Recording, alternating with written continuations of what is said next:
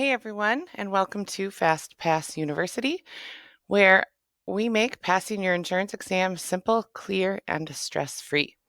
I'm so glad you're here, whether you're studying for life and health, property and casualty, or personal lines. This channel is all about helping you understand the material, not just memorize it. Here you'll find state law lessons, exam walkthroughs, and study strategies that actually make sense. But before you dive in, please make sure to go check out our website at fastpassuniversity.co. That is .co. That's where you can download our study guides and workbooks and other resources that you can use to follow along with these videos. And if you want live help, tutoring, or studying along other students, join our FastPass community on School at school.com/FastPass University. It's our private hub for live classes, instructor support, and a place to ask questions anytime. I'm so excited to help you start your insurance journey. So let's get you to your Fast Pass. All right. So today we are going to be doing the Texas Insurance Statutes, Laws, and Regulations. This is one of the most important sections of your Texas insurance exam, the laws and regulations part, and it's also one of the most confusing. I know this section can look a little intimidating at first because it's full of numbers and timelines and rules, but it is one of those areas where memorization really does pay off because most of the questions here are just fact-based, and you're just going to kind of need to memorize those numbers and timelines and frames. And we are going to help you focus on which ones of those are the most important, which ones you're more likely to see on the exam, and how to identify these questions, kind of from a quick glance and move on. So while this is one of the more challenging sections, if you just know your specific numbers and rules for Texas, you should be in a really good spot. The first section we're going to go over, section 1, is the Texas insurance statutes, laws, and regulations that are common to all lines. So whether you're taking the life and health exam, property and casualty, personal lines, this section is going to be the same across all lines. So that'll be the first section. That covers 18 exam questions. And then we'll jump into section 2 specific to the exam that you're taking. This does represent the majority of the state law questions. This section covers the foundational concepts that apply across all of property and casualty, or life and health, depending on which video you're watching here. This will be the same beginning part. Okay, we're going to go over your commissioner, your licensing requirements, things like that. And if you master these, you're going to be in a really, really good spot for this section. And what once seemed like one of the more intimidating sections will be a breeze. All right, we are going to be talking about the Texas Department of Insurance, right? And I'm going to be saying TDI a lot. That just means Texas Department of Insurance. They regulate the insurance industry. They ensure solvency. That's just making sure that the insurance companies in Texas are solvent. They it basically means financially sturdy, not bankrupt. If you hear the word insolvent, that means basically bankrupt, and you'll see that a little bit later on. They want to make sure that everyone's using fair practices, and their main goal is consumer protection. Okay, what is the purpose of the Department of Insurance, or who does the Texas Department of Insurance protect? It is the people, the consumer, the customers. Okay, you could see an exam question that just says that. The purpose of the Texas Department of Insurance is there to protect, and it could say things like insurance agencies, insurance agents, things like that. Those are not going to be the correct answer. It is to protect the public, protect the consumers. Okay.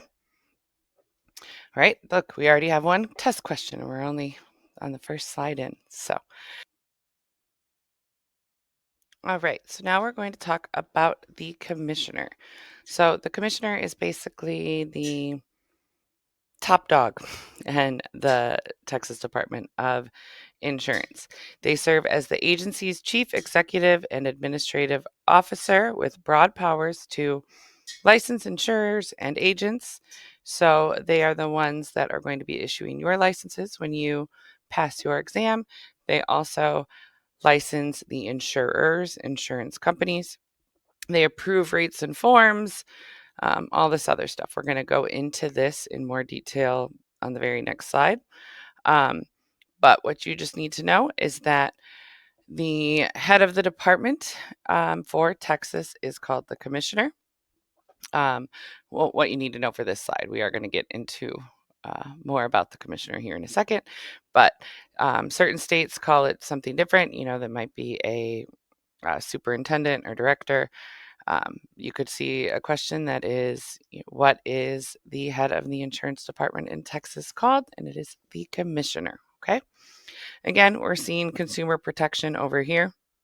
They protect and ensure fair treatment of consumers. They regulate the industry fairly and diligently and provide information that makes a difference to Texas insurance consumers. Again, protecting consumers, protecting the public. They want to make sure that the agencies out there and agents are taking care of the general public. Okay, so getting a bit more into the Commissioner of Insurance. The Texas Commissioner of Insurance serves as that chief regulator, as we were saying, and again, just making sure that all insurers comply with Texas Insurance Code and protects consumers from unfair practices. Um, just to make sure, not sure what other videos you've seen or how far you are along in your studying, but when we see insurers, that is in the insurance companies, okay? So insurers equals the insurance company. When it's insured with a D, I always think Ed is insured. Ed. That is the person that is buying an insurance policy, okay? So insurers equals insurance companies.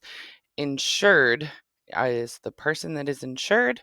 So Ed is insured is how I always helped memorize that when I was going through and taking my exams. Okay. Exam tip down here. Remember that the commissioner has broad authority to protect consumers. We keep seeing that, right? So if you're seeing that, something like that repeated like that, those are the things you really want to pay attention to. Questions often test your understanding of the commissioner's enforcement powers and the types of actions that can be taken against violators. And we're going to go into that right now. So, the powers of the commissioner. So, what does it mean to be the top dog, right? What does it mean to hold that authority of the commissioner? So, they examine and investigate. They conduct market conduct exams, financial examinations, and investigate complaints against insurers and licensees under the insurance code. So, when we say they conduct market exams, we don't mean the exam that you're studying for to taking.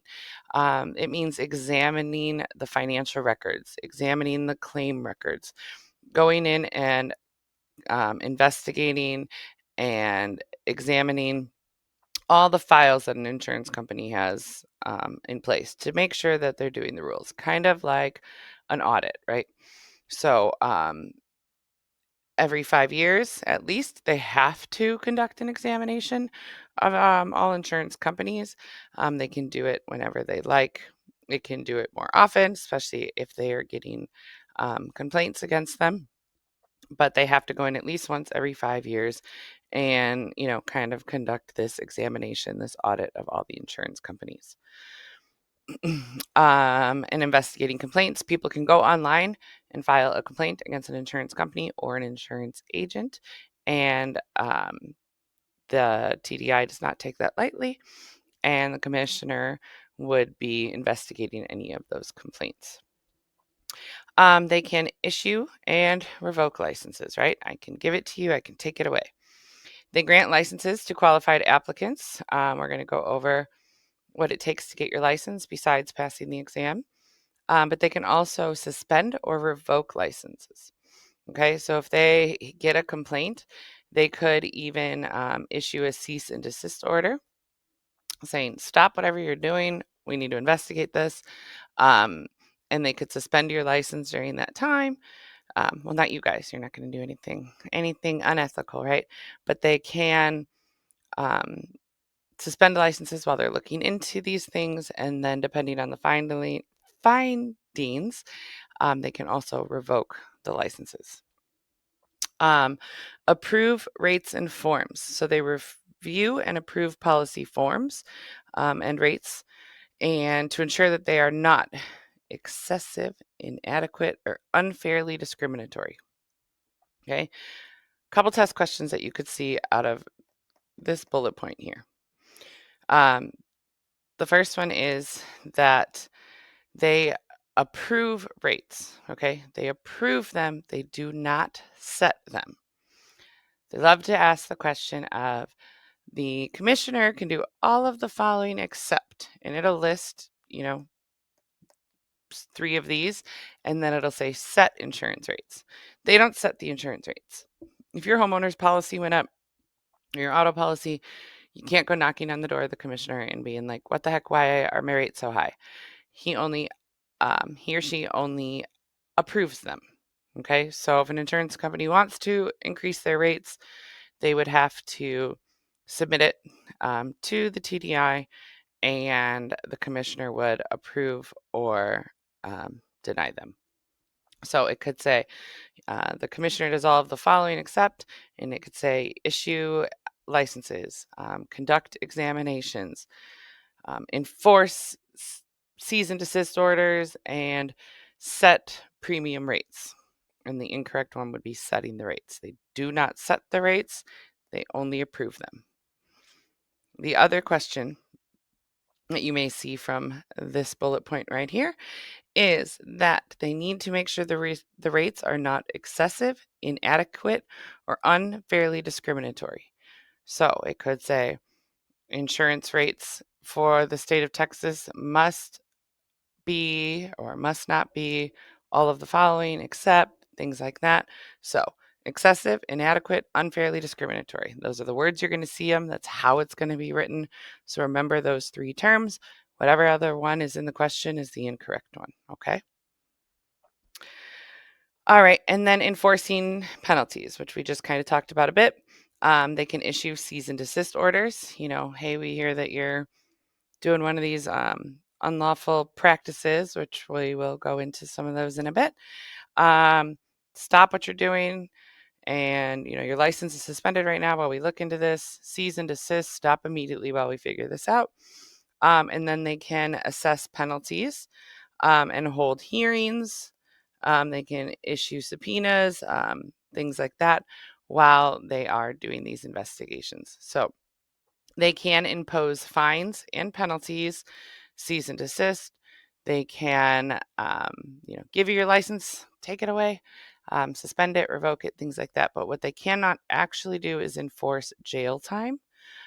Sometimes you can see that. So you can say they can hold hearings, suspend or invoke a license, impose fines, or, send somebody to jail for so many days. They don't have that power. If there was something criminal, they would have to handle that with law enforcement. And so if somebody did something big like insurance fraud, absolutely they could serve some jail time, but it's not going to be up to the commissioner to determine that. That's outside of their jurisdiction. All right. So we will get into what some of the things that an agent could do to, find themselves in a hearing before the commissioner, or, risking their licenses, things like that. Unfair trade practices, unfair claim practices. We will get into those in a little bit on. Um, but those are the most important things that you need to understand about the commissioner. Okay. Licensing requirements. So, how do you get your license besides passing the exam? You must be 18 years of age or older. You must be a Texas resident for licensing purposes. There are ways to get your license, if you're a Texas license. If you're not in Texas, we'll get to those. But for the main part, must be 18 years old, live in Texas.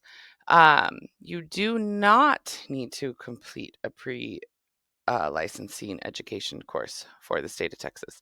It is recommended, but you do not need to actually take a state certified pre-licensing course. There are some states where you have to actually spend, a certain amount of hours online or in a classroom going through a pre-licensing course and get a certificate to even go sit down for your exam.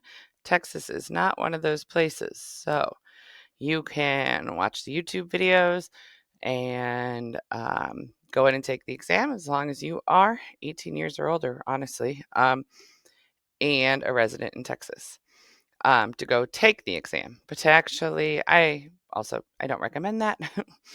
One thing about the insurance exams is that it's not really like common sense knowledge. Some people may find that, testing isn't difficult for them. Other people find, testing gives them a lot of anxiety. But it's not kind of just common sense. You could probably pass this type of thing. You do want to spend some time, whether it's getting a pre-licensing course or, reading a textbook or watching YouTube videos. But you want to get a nice understanding of these things before you go sit down and take the exam. And then you do need to pass with a 70% score or higher. And you would submit fingerprints for a background check. Um, a lot of times people will reach out and ask, what could prevent you from getting your license? Like, hey, I had some speeding tickets, or, I did something dumb when I was younger, things like that. It's usually going to be things that are felony of nature, things that are money related, fraud, theft, things like that that could prevent you from getting your license.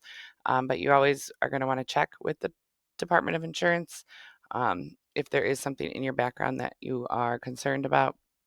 But usually it's going to be big deal type of things and usually in, financial of some nature. So you would go, sit down, take your exam, pass with the 70, submit your fingerprints, and then you also need to pay applicable licensing fees. So you also have to pay to get your license. Okay. You would and need to fill out the application. So the application process. So, you go in, you pass the exam, which you will, submitted your fingerprints. Um, you then need to go on. That doesn't mean you're licensed right then, right?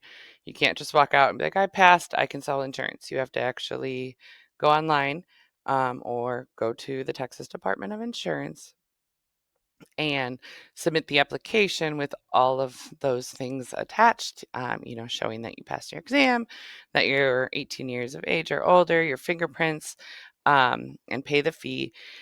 And you can do that through the NIPR or TDI system online. You provide proof of not this. Texas does not have pre-licensing education requirements, but you do need to prove that you passed the exam and your fingerprint background. And then you will get your license, right? Um, so this is going to go on to the next page a bit, but you do need to also keep up with continuing education. Okay. So once you pass your exam, you never, ever, ever have to take it again as long as you keep it active. Okay. So you do have to do 24 hours of continuing education every 2 years. And um, it will, as long as you do those and you report them, and most continuing education can be done online and you can submit that. A lot of them submit to the state for you.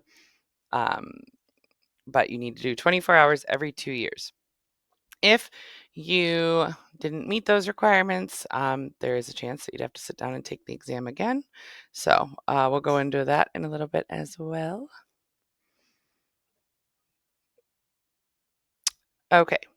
So when I was saying about, be a Texas resident, so you need to be a Texas resident for a home state license. To have that Texas license, um, you have to be a resident there. However, if you say we're just moved to Texas, or you work for a company, you're in another state, and you want to sell to people in the state of Texas, then you can get a non-resident license. You must hold a license in the state that is your home state, right? Um, so if you live in Michigan and you want to be licensed to also sell in Texas, you got to be licensed in Michigan before you can be like, hey, Texas, can I also get a license? Um, and what they call that is reciprocity. So Texas recognizes licenses from states with reciprocal agreements. No additional examination typically required. So if you can prove that you're licensed in another state, you can get your Texas license as well. You can get your Texas non-resident license. Not every state participates in reciprocal agreements, but the majority of them do. You still have to submit an application, provide that you are in good standing from your home state, and pay a non-resident license fee. So you can't just, because you are licensed in Michigan, you can't just show up in Texas and start selling insurance. You need to apply and get approved for a non-resident license. And Texas accepts home state CE completion. Non-residents who comply with the CE requirements of their resident state are exempt from Texas CE requirements. So you don't have to keep up with Michigan's CE hours. Okay. Well, if you're in Michigan, yes, you do need to keep up with Michigan's, but you don't need to keep up with them and Texas, right? There's some people that are licensed, in all 50 states or multiple states, especially when we start talking about life and health and medical insurance. Very, very common to be licensed in multiple states. And if you had to do your continuing education for all of those, that would be insane. So, moving on. Business entity license. So this is a requirement for agencies. So if you are passing this exam and you want to go open your own insurance agency, or you're, starting your own State Farm agency or Allstate agency, things like that, you also need a business entity license. Must designate a designated responsible licensed producer. So that's when, you're driving down the street and you see an Allstate agency, but on the top it says, the John Smith Agency. That's that designated responsible licensed producer. Now, a lot of times there's a lot of people in those agencies that are licensed, but they have to have one designated person. That is kind of the responsible kind of head agent, right? So they need to submit an entity application and pay the fees. They need to have proof of E&O insurance, that is errors and omissions.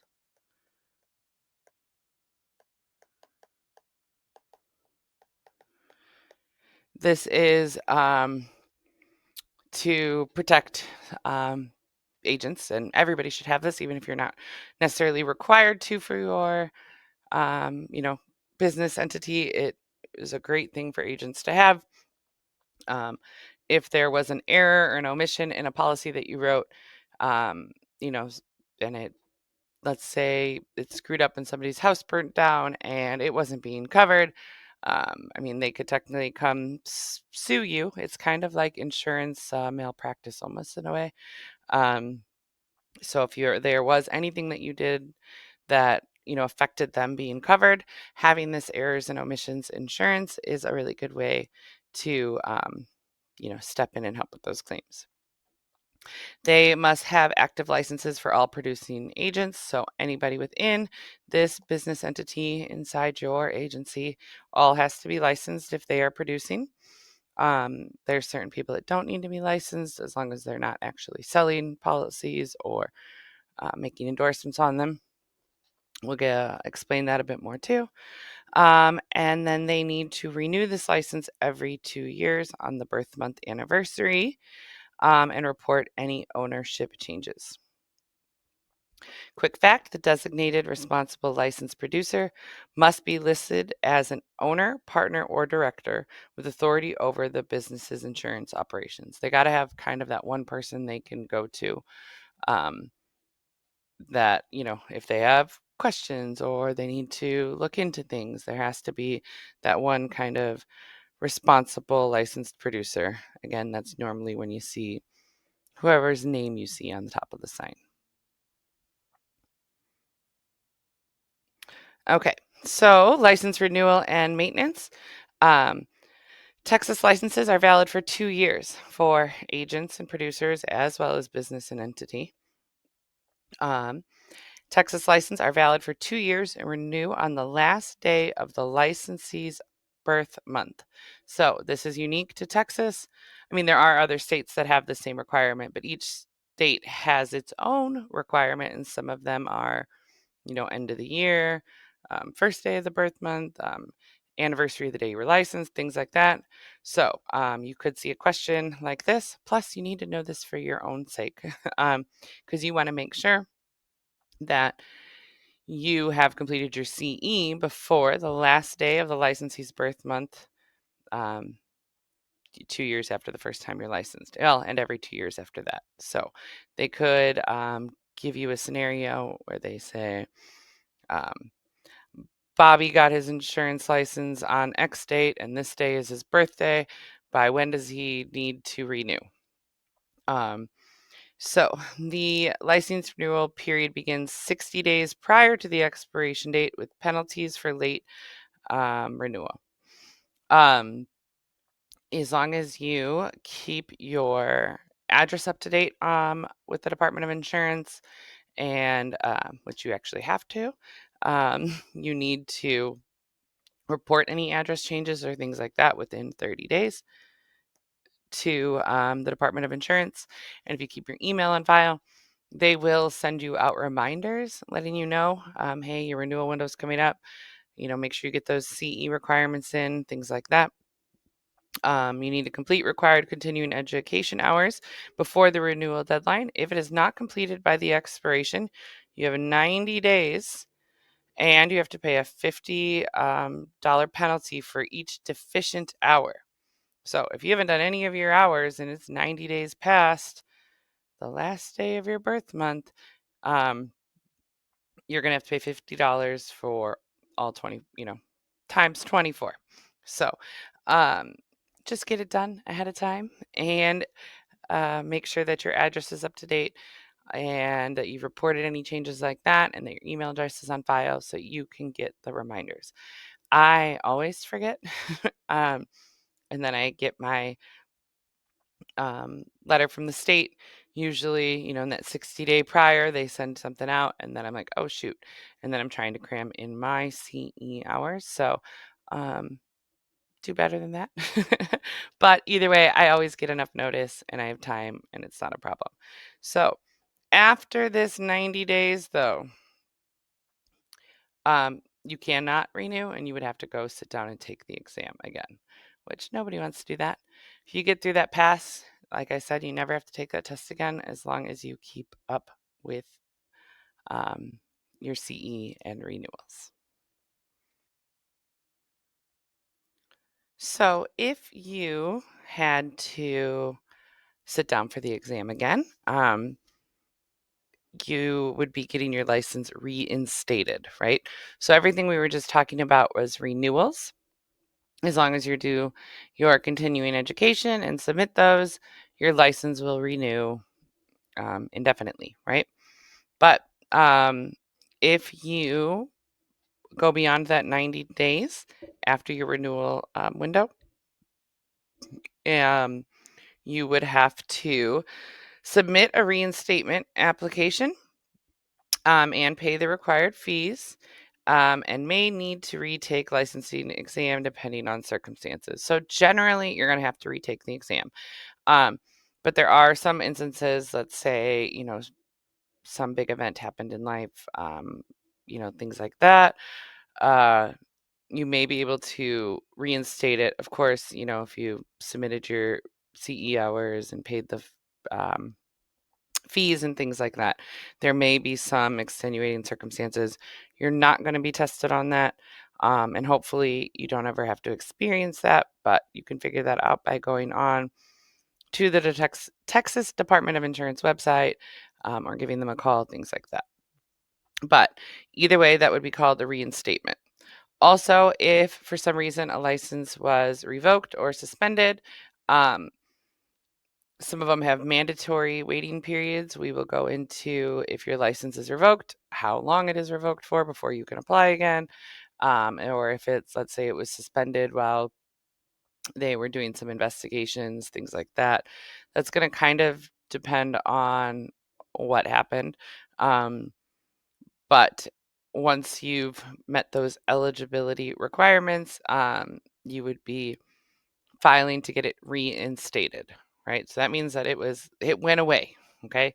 So it went away for a little bit. You need to get it reinstated. Or you didn't renew in time. So it went away. You're reinstating it.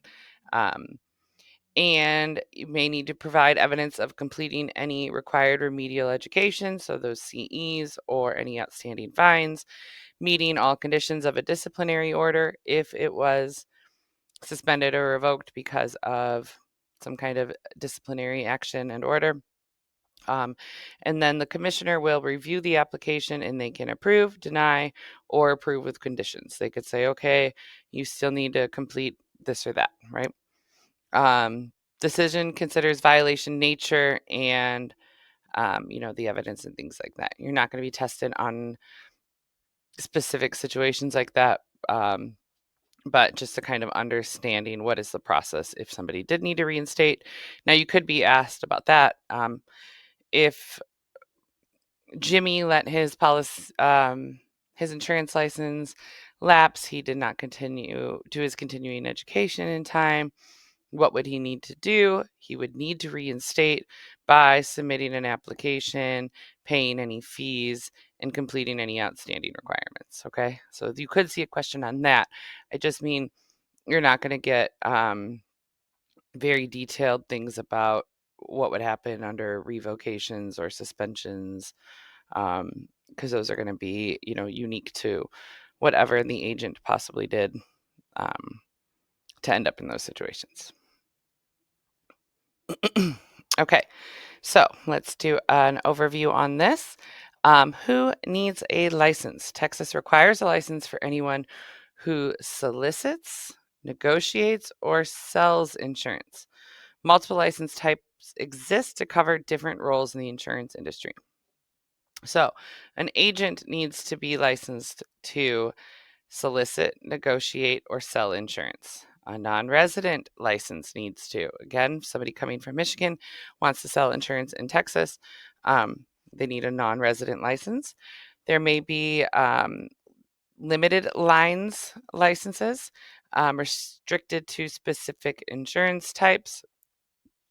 Surplus lines, we'll go into those in a little bit as well.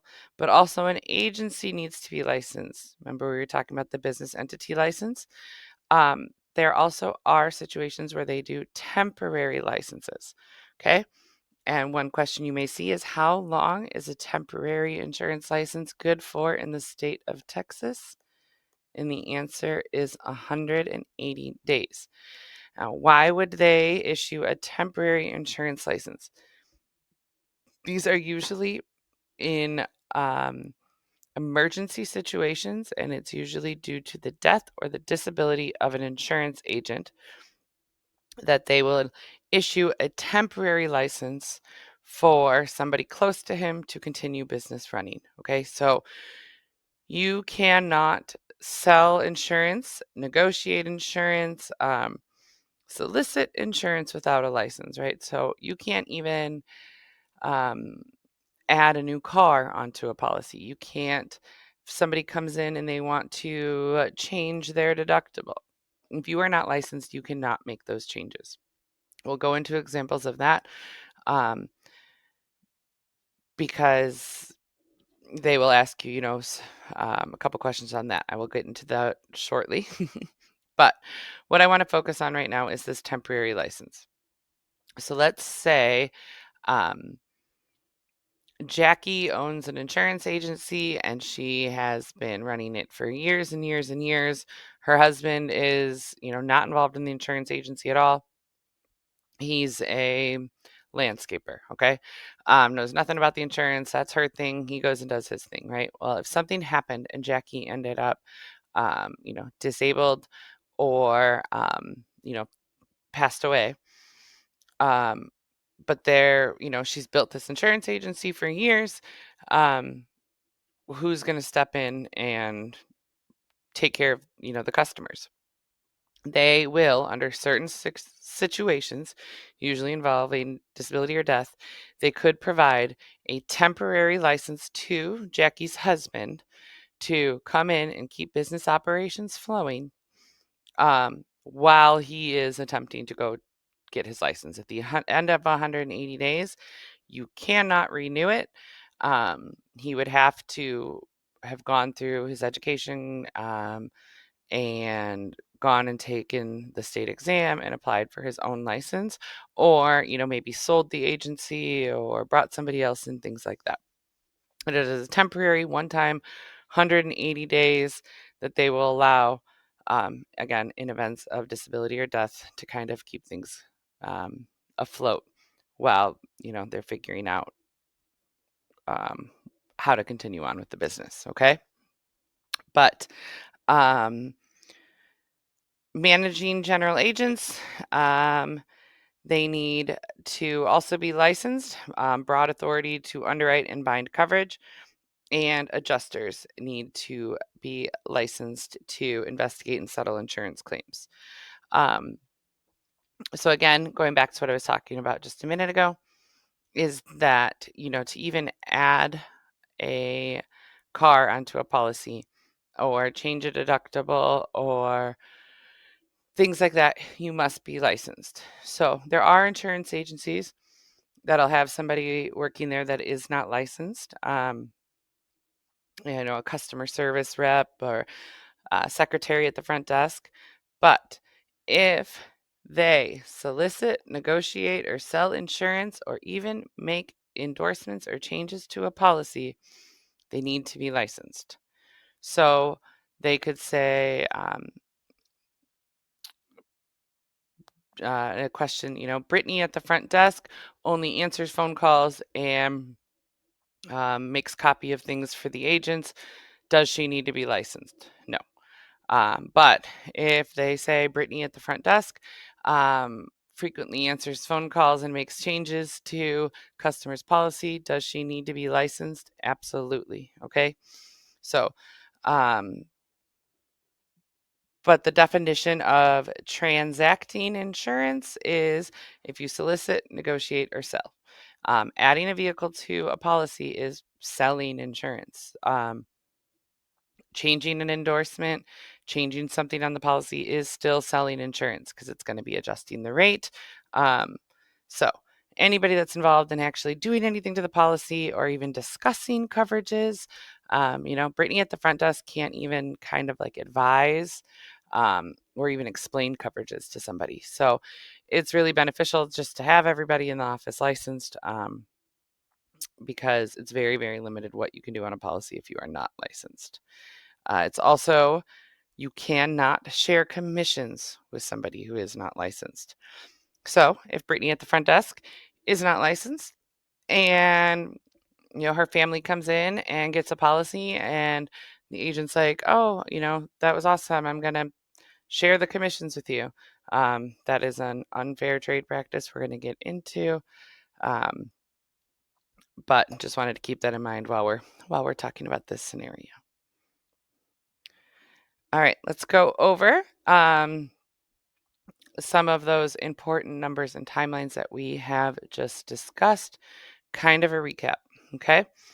How many hours of continuing education must somebody complete in the state of Texas? It is 24 hours every 2 years, and 2 of those hours must be ethics. Okay. Um, I wrote all over that, so let me clear that. So 24 hours every 2 years, 2 of those need to be in ethics. When you go on to take a CE course, which we have available on our website as well, um, it will already have those kind of included. It'll give you the 22 hours of other continuing education and give you a 2 hours ethics course.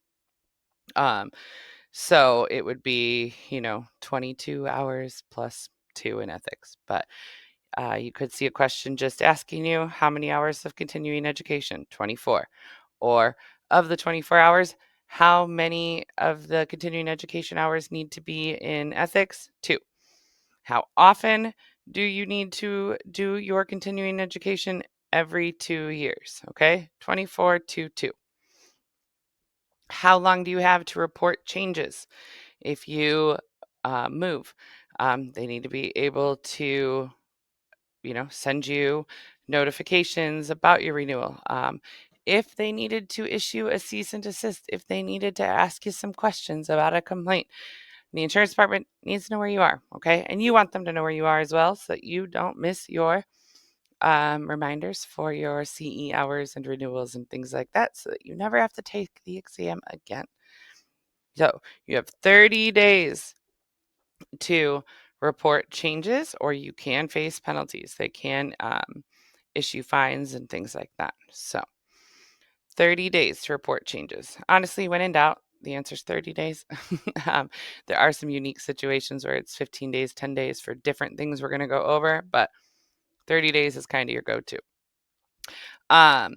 If you are going through any criminal or administrative actions, you need to report those within 30 days to the Department of Insurance. Okay. Now, if you were late to work multiple times and your boss wrote you up, that is not what kind of things you need to report. But if you were being, questioned at work for something much larger, something financial, you would have to report that. But usually it means more like if you are going through something criminally. So if somebody were to get a DUI, the chances of them losing their insurance license are not high. Now, if they've gotten multiple of them and it's a felony DUI, maybe, that's going to be up to the Department of Insurance. But you just need to report it, let them know what's going on.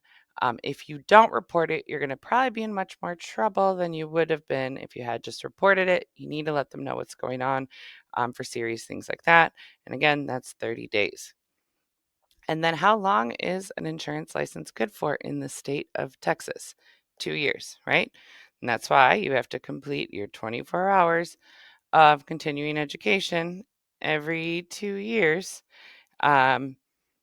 And with 2 of those hours being in ethics, right? And as long as you complete those, your license will renew every 2 years. Um, Continuing education records must be maintained for 4 years for audit purposes. So hang on to your records, especially this is mostly for the insurance agencies, right? That they need to keep those records on file for every 4 years, or for at least 4 years. Sorry. Most common penalties occur for failing to complete CE on time or not reporting an address change within 30 days. These are high frequency test questions. So um, make sure that you know that you have to report those address changes within 30 days and that you need to complete your CE. How often? Every 2 years. How many hours? 24 hours. And how many of those must be in ethics? 2. All right, so some other essential insurance definitions that you need to know for the exam. We're going to go over those right now. Okay, so certificate of authority. It is the official authorization required to transact insurance in Texas. No company can sell insurance without this certificate issued by the commissioner. So you as an agent are going to get a license, and a business entity will also get a license. But for the big, insurance companies, they need a certificate of authority. It is what is required to transact insurance. So certificate of authority, I like to think of it as the ticket to transact. So um, an insurer cannot transact insurance without a certificate of authority. They like to throw in different things, and say what is required to transact insurance in the state of Texas, and they will say things like certificate of insurance, or just some other words that sound legal to throw you off, but it is certificate of authority. Okay. Um, Now we're going to talk about the difference between domestic insurer, foreign, and alien. So, domestic insurer is an insurance company that is chartered and based in Texas. Okay, so a company that is actually based in Texas, then they are a domestic insurer. Um, but like Allstate is, its home base is in Illinois, right?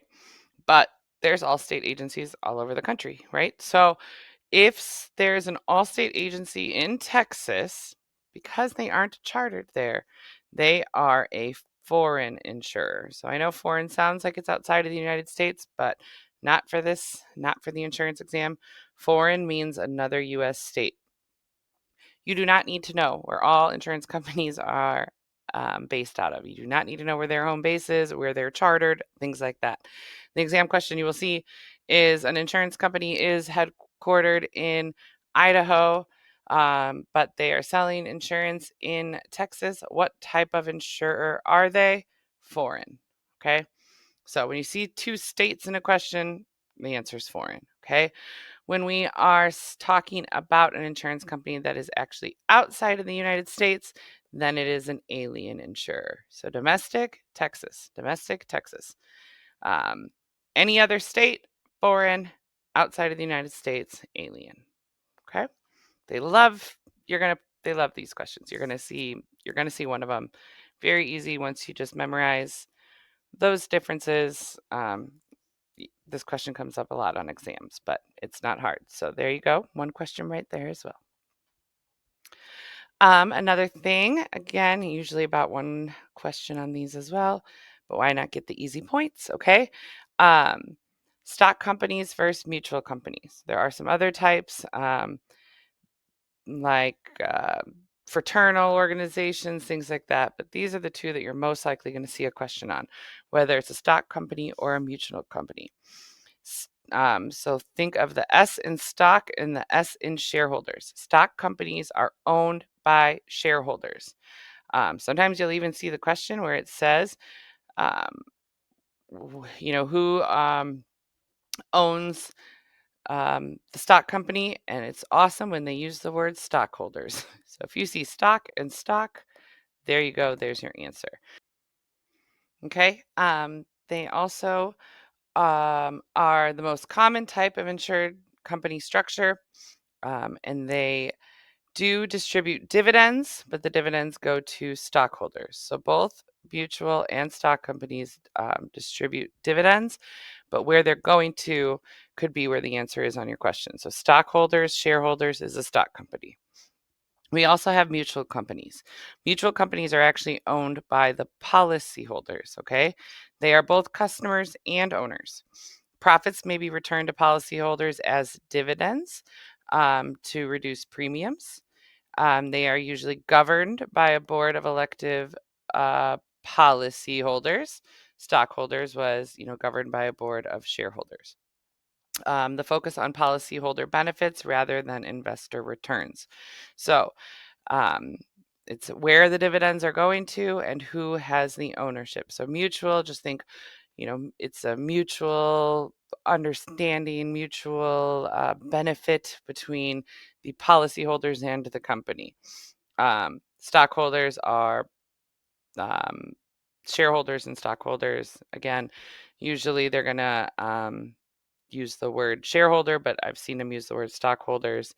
Boom, boom. Very easy. If not, mutual company is owned by the customers. Okay.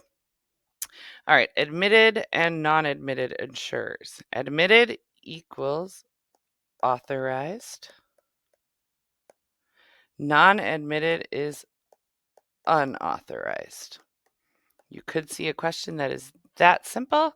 If an insurance company is authorized, what are they? They are admitted. If an insurance company is an admitted insurer, what are they? Authorized.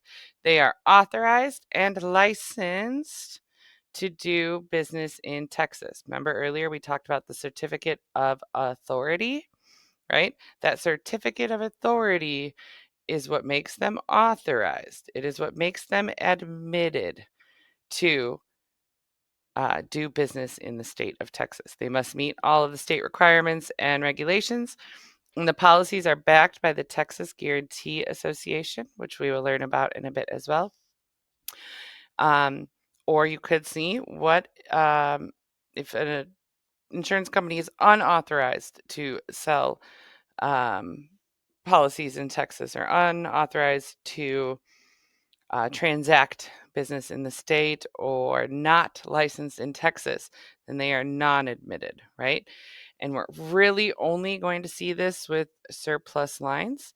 And they cover a risk that other companies will not. We'll explain those a little bit as well. And they are not backed by the Guarantee Association. So admitted, authorized, licensed. This is going to tie into that certificate of authority that we talked about earlier. Non-admitted, unauthorized. They are not licensed, and we're usually only going to see this with surplus lines. There is something unique to Texas called Texas Lloyd's. It is not to be confused with Lloyd's of London, which is another type of company like stock and mutual. You can check those over in your pre-licensing courses or things like that, but you're not very much going to see those on the exam. But you could see Texas Lloyd's because it's very unique to just Texas. It represents a unique insurance structure combining agency and underwriting functions found only in Texas. This distinctive organizational form allows individual underwriters to pool their resources while maintaining separate liability. Texas Lloyd's must obtain a certificate of authority from the commissioner and comply with all the rules and regulations. Understanding this Texas-specific structure is important as it differs from Lloyd's of London, like I was telling you about. It is a domestic insurer in structure unique to Texas, right? So if it's only in Texas, of course it's domestic because it's, Texas and Texas. And it is going to be a group of individual underwriters who pool their resources. Those are some of the words you're going to see when it's asking those kind of questions. All right. As an agent, you have specific duties. We call these fiduciary obligations, right? It is your basically kind of financial and your financial integrity and duty that while you are in this role of an agent, that you fulfill this fiduciary obligation, this duty in a fiduciary capacity when handling client premiums. It means not messing with their money, right? It creates legal and ethical obligations that extend beyond the simple business transactions. So, an insurance agent must maintain separate accounts. Client funds must be kept in separate accounts from personal or business operating funds. Commingling is prohibited. So, if you have an insurance agency and somebody comes in and pays their policy, they're like, here's my auto policy for the year. You can't turn around and pay Brittany at the front desk her hours with that, right? That money needs to go to the insurance company. The insurance company is going to pay you out in some way with your commissions and agreements and things like that.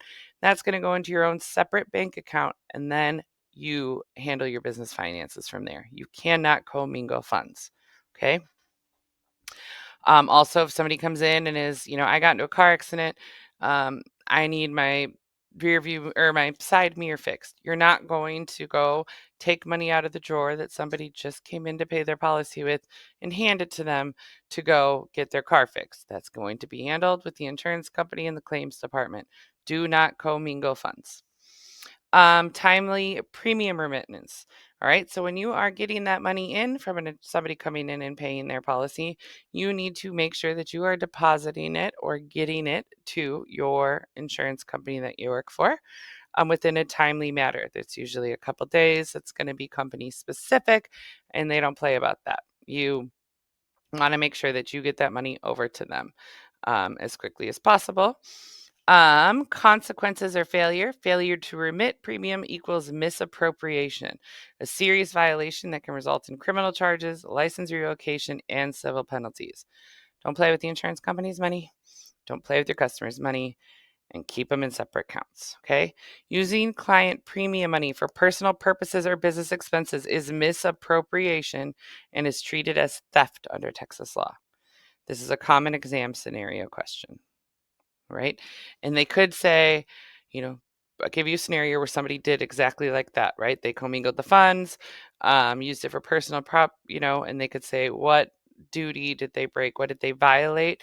They are, misappropriating funds, yes, but it was their fiduciary obligation or their fiduciary capacity that they are needing to be, upholding.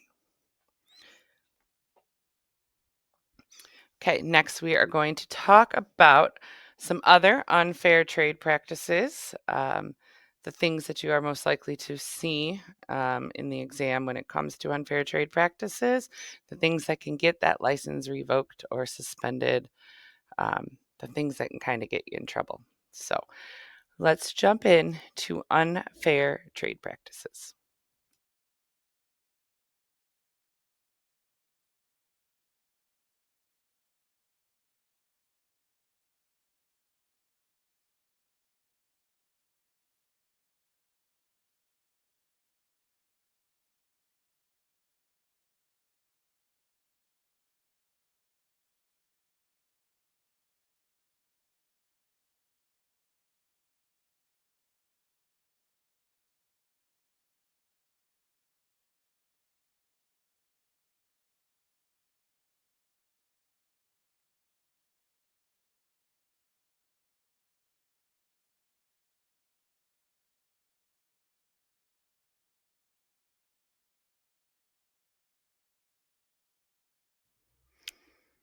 So, prohibited marketing practices, unfair trade practices are the things that you can't do, right?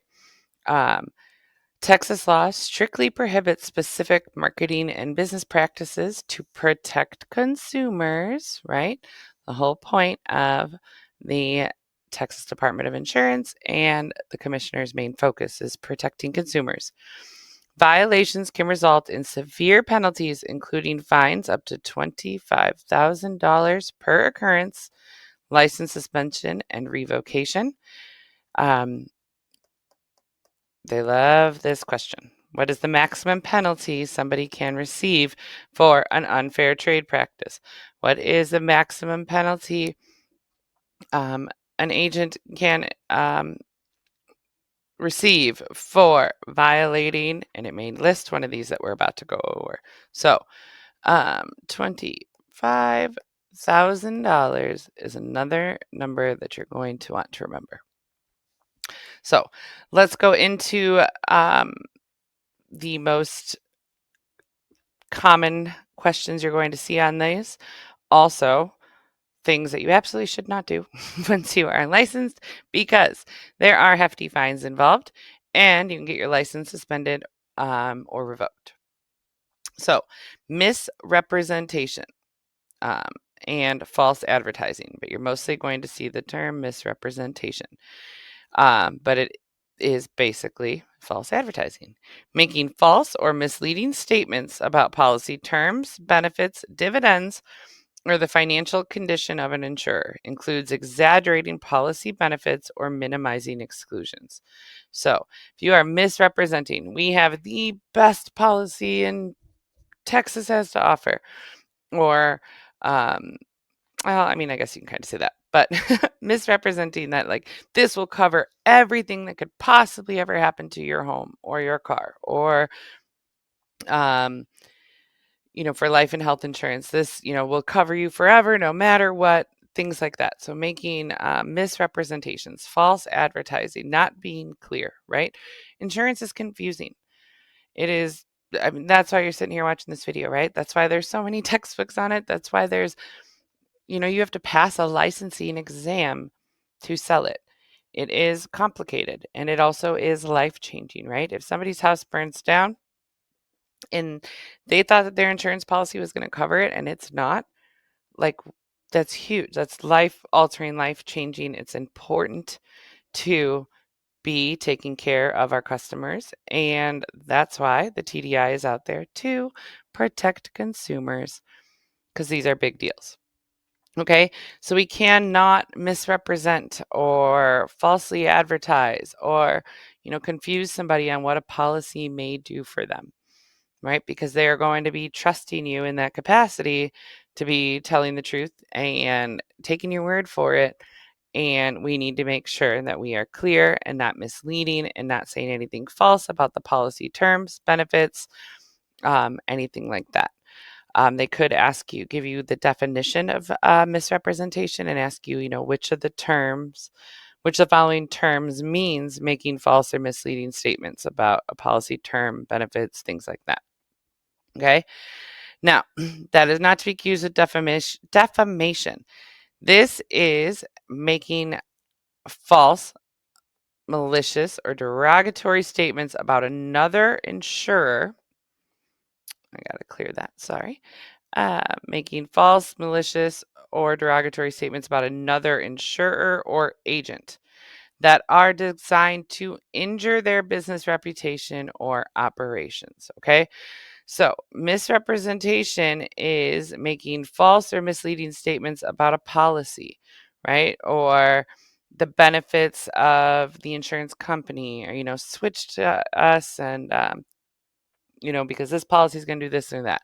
Defamation is making false and, misleading statements, but it's going to be about another insurer or agent. So, saying, don't sign a policy with Frank across the street's agency. He gambles all his money away, right? He's stealing customer funds. If you think that somebody's doing it, to the Department of Insurance, let the commissioner figure it out. Basically, don't talk smack about another insurance company or another agent, especially when it's in a malicious or derogatory way that was designed to injure their business reputation or operations. All right. Keep your negative thoughts to yourself.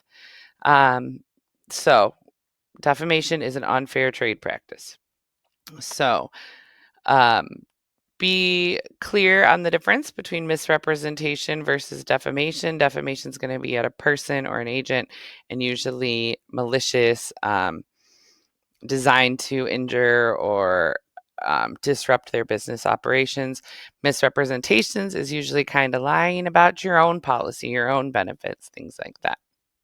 And still, it's going to be clear that they're talking about policy terms and benefits or a person or a company over here. Okay. Rebating and controlled business. These are actually separate. So misrepresentation and false advertising kind of went hand in hand. Rebating and controlled business are two separate things. So I want to focus on rebating first and highlight that one a little bit more.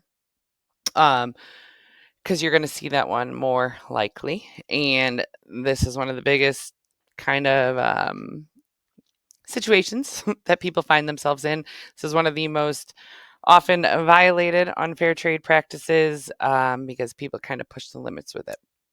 So it is offering special inducements. You will see that word. They like that word. Not specified in the policy. Rebating. Okay. So what that is offering somebody, it's almost like a bribe, right? Rebating is a bribe.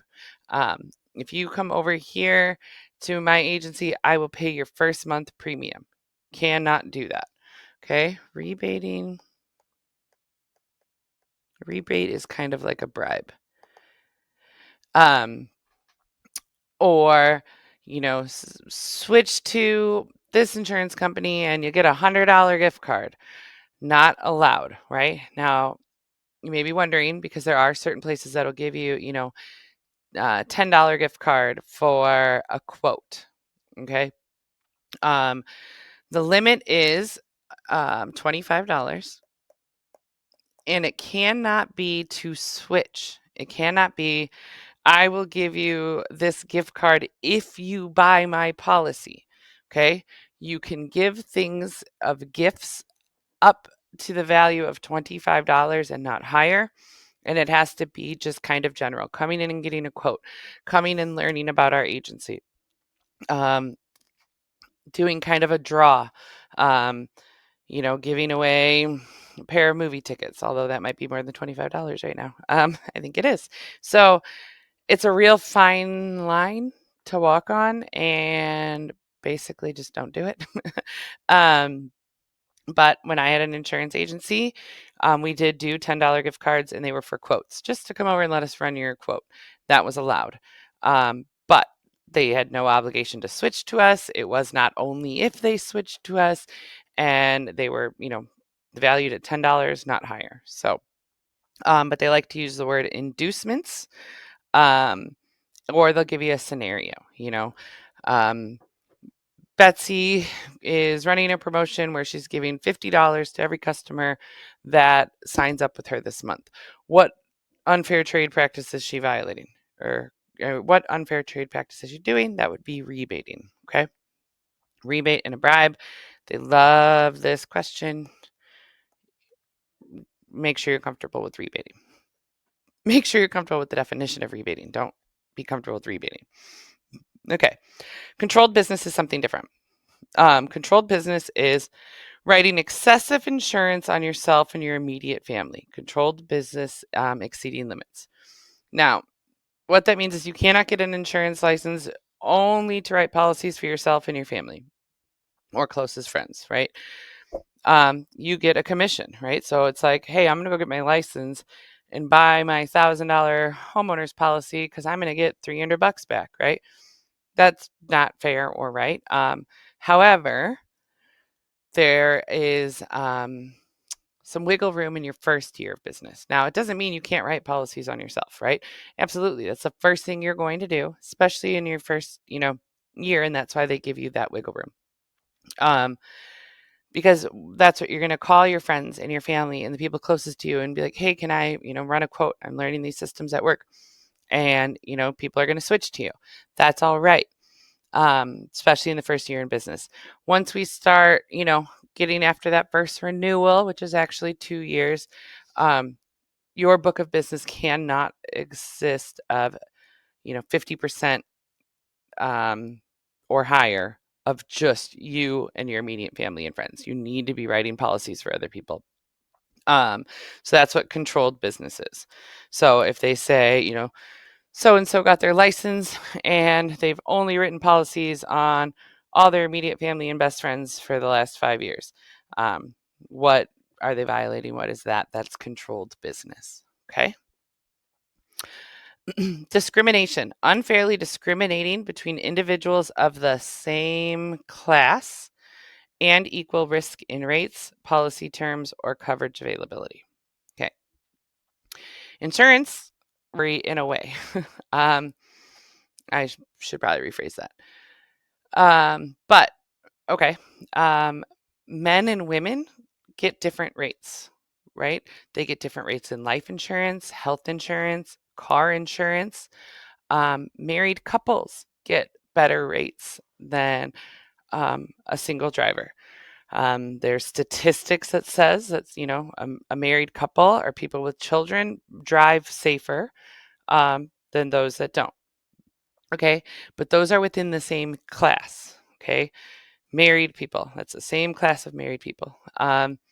They can do it based on a geographic location, something that they can actually statistically prove, like life insurance rates. There are statistics behind men, women having longer life expectancies than men. Okay, so there's statistical, probable things beyond that. So, but those are of the same class. Um, so they can discriminate class by class, meaning, and it's not even discriminating, right? Okay, so I shouldn't be saying that word, but that's where some of that confusion lies. But they can't say, you know, all married couples get this rate, except for, this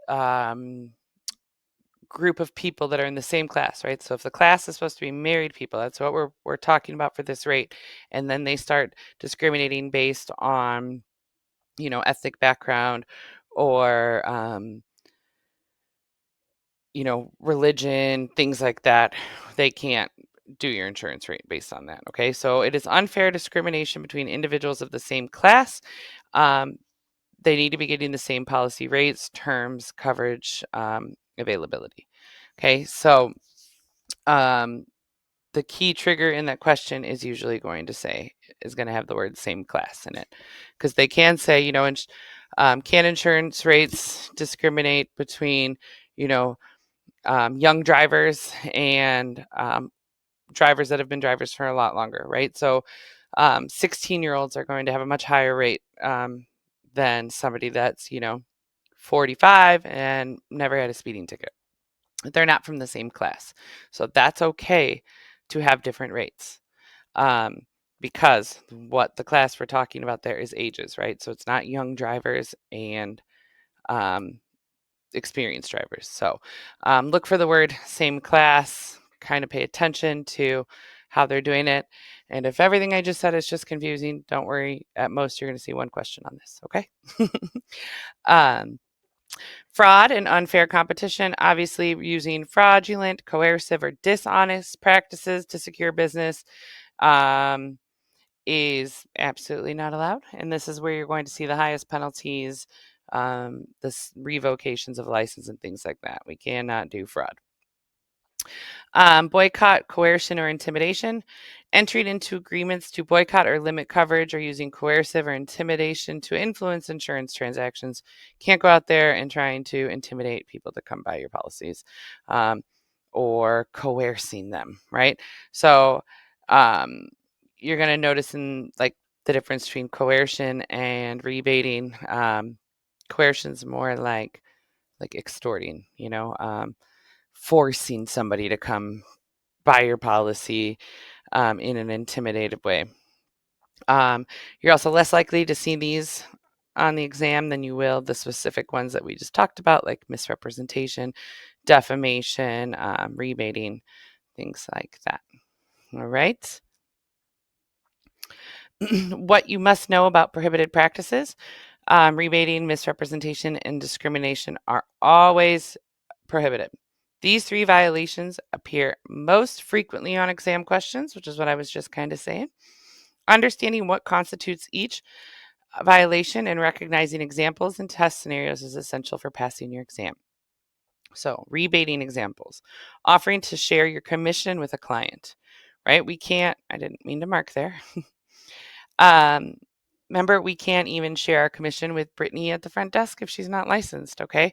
So we can't say, come in this policy, I'm going to get $300 for signing your auto policy, I'll split it with you. That would be rebating.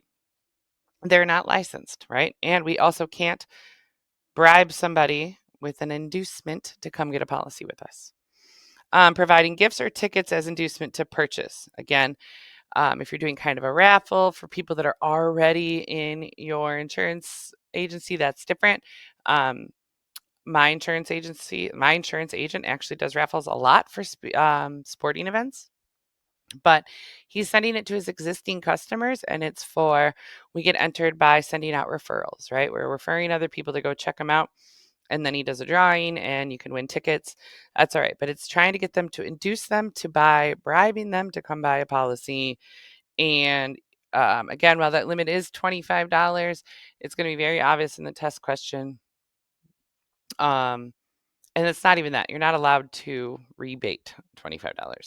You're allowed to do gifts, like gift cards or little things that are low of value, under $25, um, to just kind of get people to come check out your agency or get a quote, things like that. It's going to be very obvious in the test question, like, front row tickets to a basketball game or a sold out concert or, an expensive dinner, things like that. And offering services not specified in the policy. So saying, hey, if you come by this auto policy, okay. Misrepresentation examples, exaggerating policy benefits or coverage, saying this will cover anything that happens to you, like that. That's not possible. Usually if you see anything in questions, especially for the rest of your exam as well, anything that is super matter of fact, like it covers everything, or this will, anything that's very matter of fact, everything, nothing, all or none. Life is not that black and white, right? So any exaggeration of policy benefits or coverage is a misrepresentation.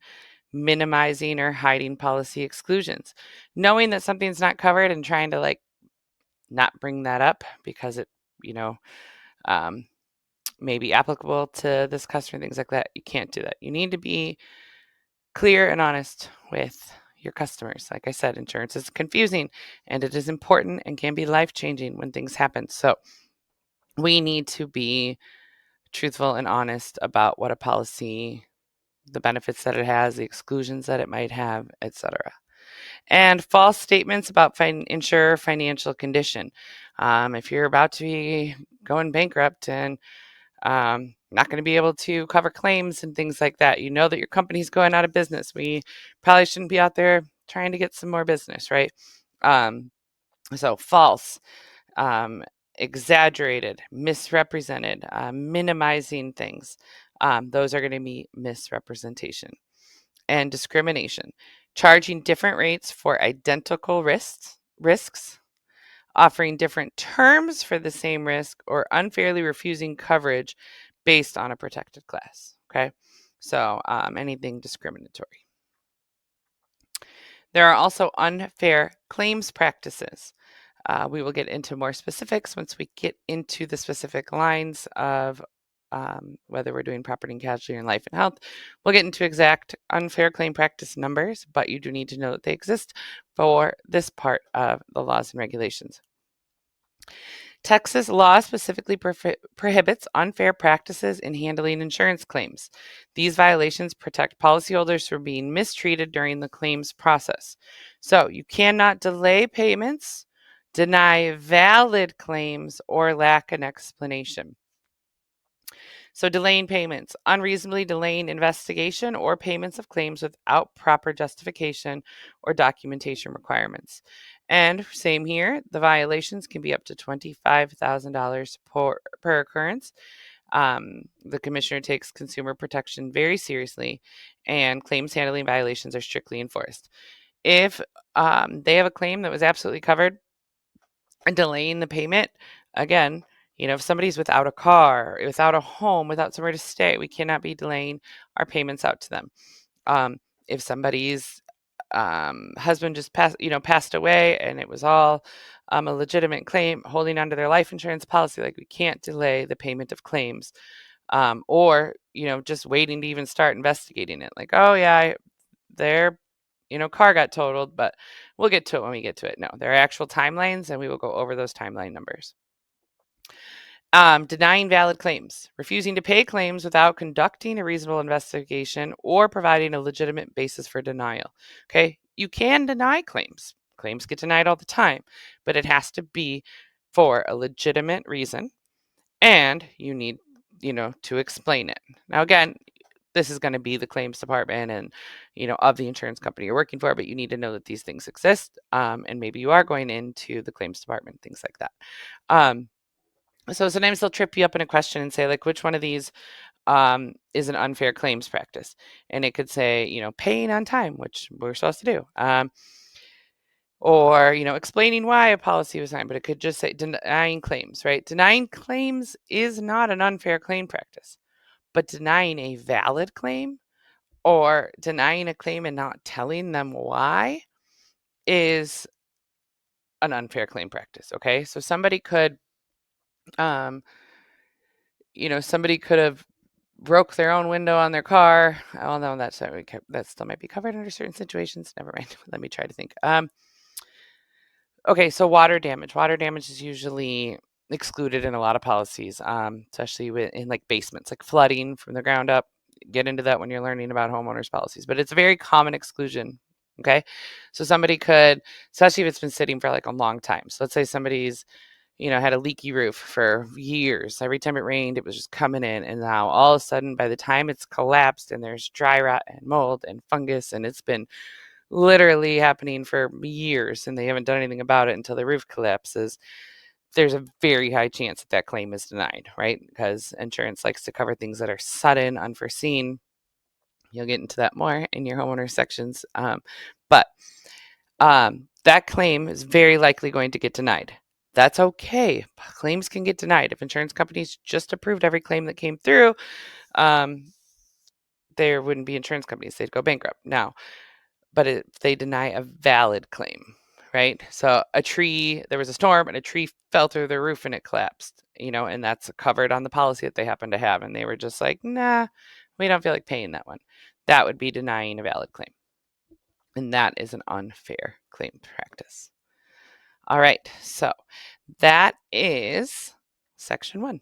That is insurance regulations common to all lines. Of course, there are some other things that you may see in your course or book or, wherever you are learning all of this. Check out our other videos, and we've got some courses coming as well too. But that is insurance regulations common to all lines, whether it's property and casualty and life or health. That is your section 1. Go ahead if you want, take a break, and then we will jump into the next specific state laws and regulations to your specific line that you are studying.